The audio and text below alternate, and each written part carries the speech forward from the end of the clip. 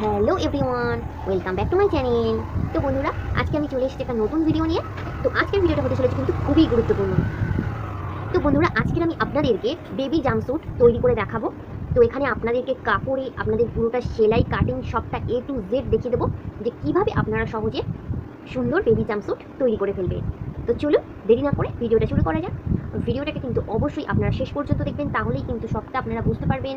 তো চলুন ভিডিওটা শুরু করা যাক।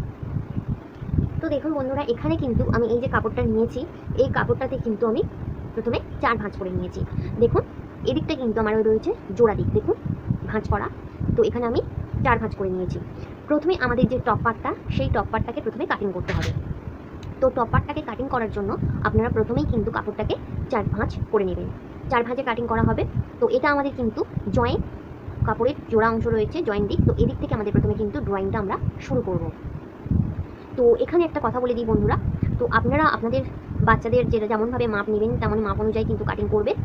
তো এখানে আপনি বলে দিই যে প্রথমে আমাদের যে টপ পার্টটা কাটিং করব, সেই টপ পার্টটা যেটা হচ্ছে ঝুল বা টপ পার্টের যে ঝুলের অংশটা, সেটা আমরা প্রথমে নিয়ে নেব।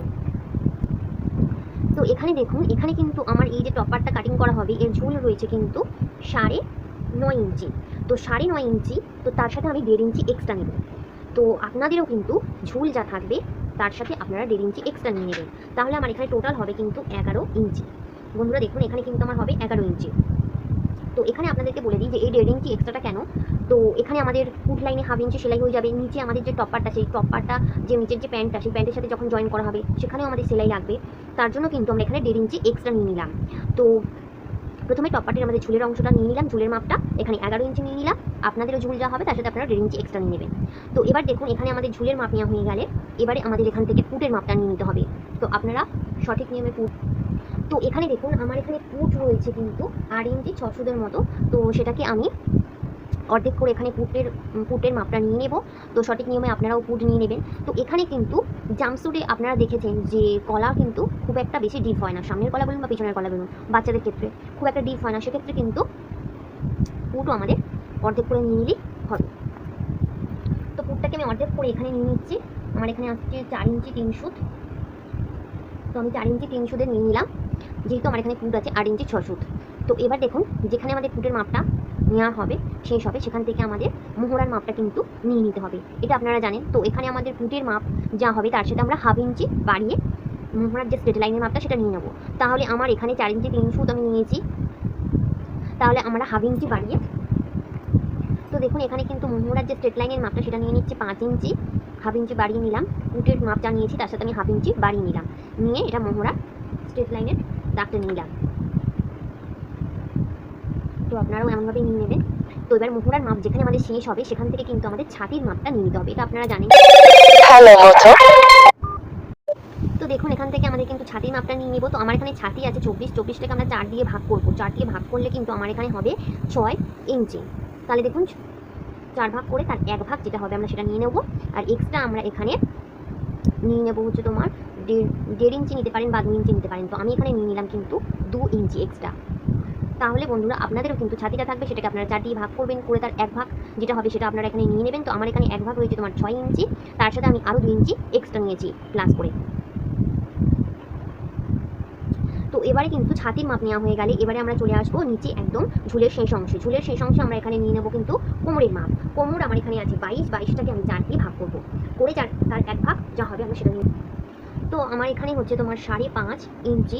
তো এখানে আমি 5.5 ইঞ্চিতে আমি দাগতেই নিলাম। আর এক্সট্রা আমরা এখানে যেমন 2 ইঞ্চি নিয়ে থাকি তেমনই কিন্তু এখানেও আমরা 2 ইঞ্চি এক্সট্রা নিয়ে নেবো। তাহলে আমাদের টোটাল হচ্ছে 4.5 ইঞ্চি।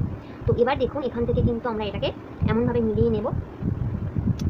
তো বন্ধুরা এখানে কিন্তু যে এই এক্সট্রা কাপড়টা কিন্তু আমরা 2 ইঞ্চি নিলাম, এটা ভবিষ্যতের জন্য, যে ভবিষ্যতে যদি হেলদি হয় সেক্ষেত্রে আমাদের কিন্তু এটা কাজে লাগবে। তো এবার দেখুন এখান থেকে কিন্তু আমাদের যে মোহরার সেটটা সেটা আমরা এখানে দিয়ে নেব। তো এখান থেকে আমরা একটা মোহরার সেট দিয়ে নেব, এখানে সুন্দর করে মোহরার সেট দিয়ে নেবেন। এবার দেখুন এখান থেকে কিন্তু আমাদের যে গলার চওড়ার অংশটা সেটা আমরা এখানে নিয়ে নেব। তো আমি এখানে গলার চওড়া রাখছি 2 ইঞ্চি। এবার গলার লম্বাটা আপনারা আপনাদের ইচ্ছে মতো রাখতে পারেন যে আপনারা কতটা রাখবেন। তো এখানে আমি পিছনের যে গলার লম্বাটা সেটা আমি এখানে রাখবো 3 ইঞ্চি। তো 3 ইঞ্চি আমি রাখবো। তো তার সাথে আরও 1/2 ইঞ্চি আমি প্লাস করে নেব। তো তো এই হাফ ইঞ্চিটা কিন্তু আমাদের হচ্ছে তোমার সেলাইয়ের জন্য, তো তার জন্য আমি এখানে কিন্তু 3.5 নিয়ে নিচ্ছি। তো আপনারাও ইচ্ছে মতো আপনাদের গলার ডিজাইন আপনারা দিতে পারেন। তো এখানে আমি 3.5 ইঞ্চিতে দেখুন দাগ দিয়ে আমার একটা চৌকো বক্স বানিয়ে নিলাম, নিয়ে এখানে আমি একটা রাউন্ড শেপ দিয়ে নেব। নিলেই কিন্তু দেখুন এখানে আমাদের যে উপরের যে টপ পার্টটা সেটা কিন্তু একদম রেডি হয়ে গেছে। তো এবার এটাকে আমি কাটিং করে নিয়ে নেব। তো দেখুন এখানে কিন্তু আমি পুরোটা কাটিং করে নিয়েছি। তো এরকমভাবে কিন্তু আমাদের টপ পার্টটাকে প্রথমে কাটিং করে নিতে হবে। তো এবারে দেখুন, এবারে কিন্তু আমাদের যে নিচের যে প্যান্টটা সেটা আমরা কাটিং করব।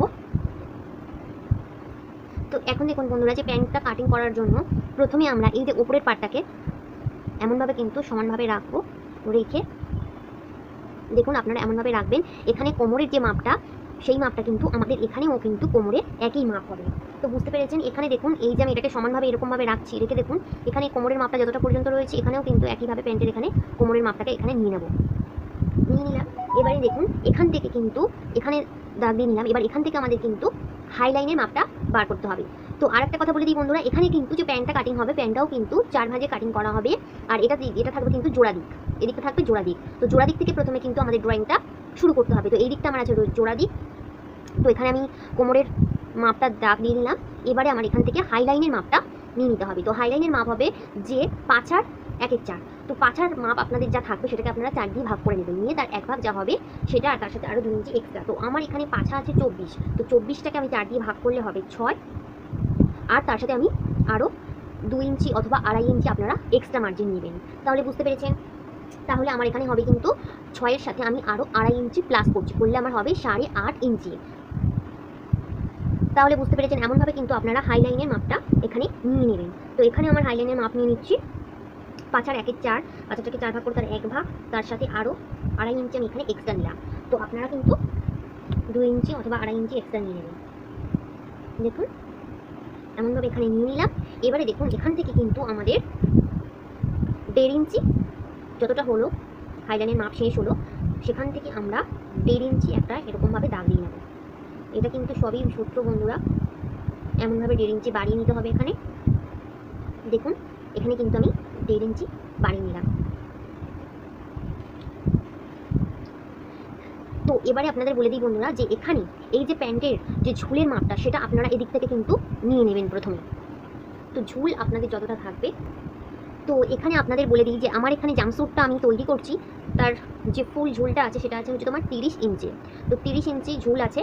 তো দেখুন এখানে আমার যে টপ পার্টটা আমি কাটিং করেছিলাম সেটা কিন্তু 11 ইঞ্চি। তাহলে 30 থেকে আমি 11টাকে মাইনাস করব, করলে আমার কত হবে 19 ইঞ্চি। তাহলে বুঝতে পেরেছেন বন্ধুরা, আপনারাও কিন্তু এমনভাবে ঝুলের মাপটা নিয়ে নেবেন। দেখুন এখানে আমি এই দিক থেকে দেখুন যে 11 ইঞ্চি, দেখুন ফিতেটাকে এমনভাবে আমি রাখলাম, এখানে যে 11 ইঞ্চি আমাদের টপ পার্টটা কাটিং করেছিলাম সেটাকে এখানে বাদ দিয়ে দিলাম, 11 ইঞ্চিতে ফিতে রেখে এবার দেখুন এখান থেকে কিন্তু আমার যে 30 ইঞ্চি, তো সেই 30 ইঞ্চি পর্যন্ত কিন্তু আমি এখানে দেখুন দাগ দিয়ে নেব।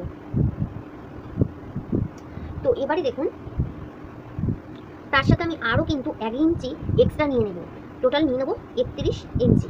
এই 1 ইঞ্চি এক্সট্রা নিলাম কারণ আমাদের মুহুরি প্লেটটা যখন পায়ের নিচে যে মুহুরিটা সেটা আমরা যখন মুড়ে সেলাই করব, তো তার জন্য কিন্তু আমাদের এই সেলাই হাফ ইঞ্চি লাগবে। আর ওপরে যখন এটাকে জয়েন করা হবে কোমরের ওপরের পাটটার সাথে, সেক্ষেত্রে কিন্তু আপনারা এখানে 1 ইঞ্চি অথবা কিন্তু 1.5 ইঞ্চি আপনারা নিয়ে নেবেন, যতটা করে আপনারা সেলাই করবেন ততটা করে নিয়ে নেবেন। তো আমি এখানে 1 ইঞ্চি বাড়িয়ে নিয়েছি।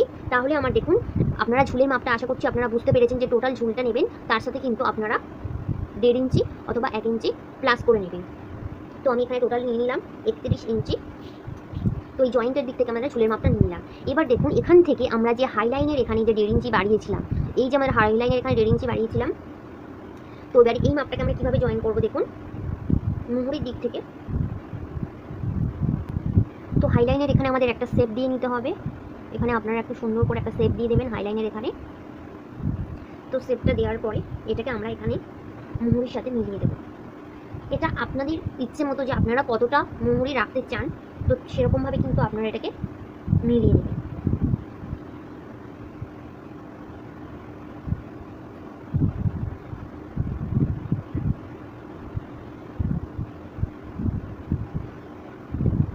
তো দেখুন বন্ধুরা, এরকমভাবে কিন্তু আমার প্যান্টটা একদম কিন্তু রেডি হয়ে গেছে। তো এটাকে আমি এরকমভাবে কিন্তু একদম কাটিং করে নেব। তো আশা করছি আপনারা বুঝতে পেরেছেন যে কীভাবে জাম্পস্যুট কাটিং করবেন সহজে। তো এটাকে কাটিং করে নিয়ে আপনাদেরকে পুরোটা সেলাই করে দেখাবো। তো এটাকে আমি এরকমভাবে কিন্তু কাটিং করে নিয়ে নেব। তো ভিডিওটি যদি আপনাদের লাইক দেবেন, আর যারা এখনো পর্যন্ত আমার চ্যানেলটিকে সাবস্ক্রাইব করেনি আমার চ্যানেলটিকে সাবস্ক্রাইব করে পাশে থাকবেন। তো দেখা হচ্ছে পরবর্তী ভিডিওতে। ততক্ষণ পর্যন্ত সবাই ভালো থাকবেন, সুস্থ থাকবেন। আর ভিডিওটি আপনাদের কেমন লাগলো অবশ্যই কিন্তু আমাকে কমেন্ট করে জানাতে ভুলবেন না।